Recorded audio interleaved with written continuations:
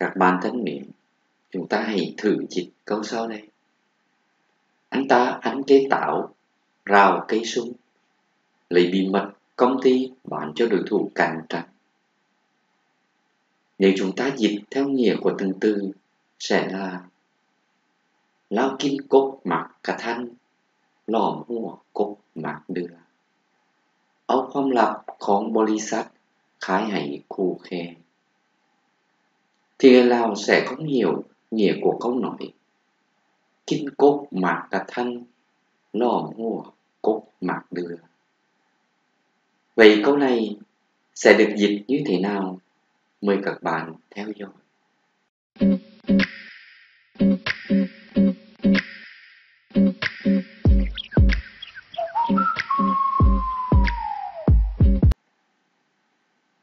Như vậy các bạn đã thấy câu ăn cây táo, rào cây sung không thể dịch theo nghĩa thông thường. Chúng ta gọi nó là thành ngữ và sẽ dịch theo ý nghĩa riêng của nó. Trong tiếng Việt, thành ngữ ăn cây táo, rào cây sung dùng để chỉ những người hưởng đặc ân nơi này lại đi làm lợi cho nơi khác. Tiếng Lào sẽ được dịch như thế nào? Mời các bạn cùng tìm hiểu. Ăn là kim, cây,ต้นไม้ táo mạc cả thanh, cây táo, ต้น mạc cả thanh, rào là lòm hùa, cây sung, ต้น mạc đưa là cốt mạc đưa. Ăn cây táo, rào cây sung dịch theo nghĩa đen sẽ là kim cốt mạc cả thanh, lòm hùa cốt mạc đưa. Khi các bạn dịch câu như vậy thì chắc chắn người Lào sẽ không hiểu nghĩa của cái từ này. Vì vậy, tiếng Lào sẽ được dịch như thế nào? Mời các bạn tìm hiểu. Trong tiếng Lào có câu kinh khẩu phí, phăng khoam phết. Dịch theo nghĩa đen là ăn cơm má, nghe lời vong hồn. Kinh khẩu là ăn cơm, kinh là ăn, khẩu là cơm. Kinh khẩu là ăn cơm, phí là má, phăng là nghe, phăng khoam, khoam là lời, phăng khoam là nghe lời, phết là vong hồn.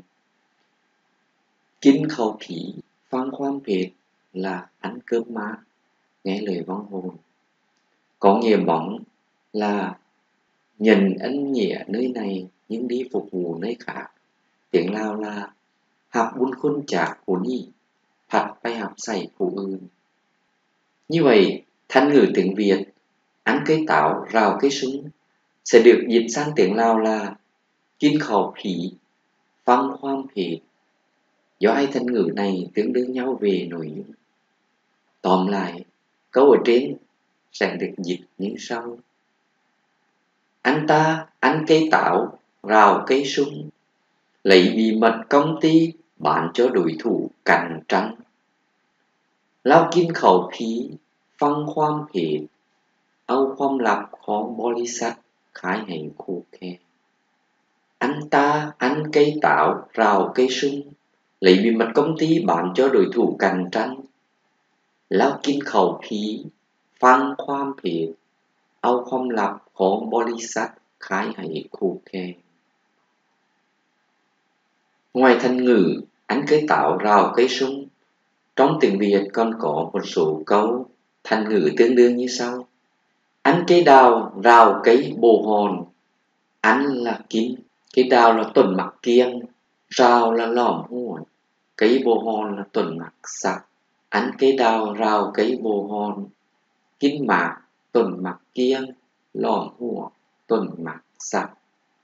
Thành ngữ thứ hai, ăn cây táo, rào cây bồ quấn. Bồ quấn tiếng Lào là mạc kinh, cây bồ quấn là ต้น mạc kinh.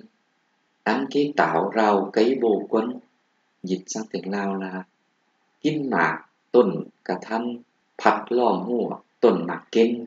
Thành ngữ tương đương thứ ba, ăn cái táo rào cây bồ xoan. Cây bồ xoan tiếng Lào là tuần cả đau, dịch là kiên mạc tuần cả thanh, phát lòm hùa tuần cả đau. Thành ngữ thứ tư, ăn cây táo rào cây xoan đâu, cũng nghĩa tương tự vì cây xoan đâu và cây bồ xoan là cùng một nghĩa, hoặc là cây sầu đâu. Cây bồ xoan, cây xoan đâu, cây sầu đâu thì được dịch sang tiếng Lào là tuần cả đau. Cảm ơn tất cả các bạn đã theo dõi bài dịch về thành ngữ Việt Lào. Nếu các bạn chưa từng đăng ký kênh thì hãy nhấn nút đăng ký để nhận được nhiều video free từ chúng tôi. ขอบใจผู้เพื่อนทุกคนที่ได้ติดตามบทแปลเกี่ยวกับสำนวนเวียดลาวถ้าท่านใดยังบ่ทันกดสมัครก็ให้กดปุ่มสมัครเพื่อจะได้รับวิดีโอฟรีจากพวกเราขอขอบใจ xin cảm ơn ขอขอบใจ xin cảm ơn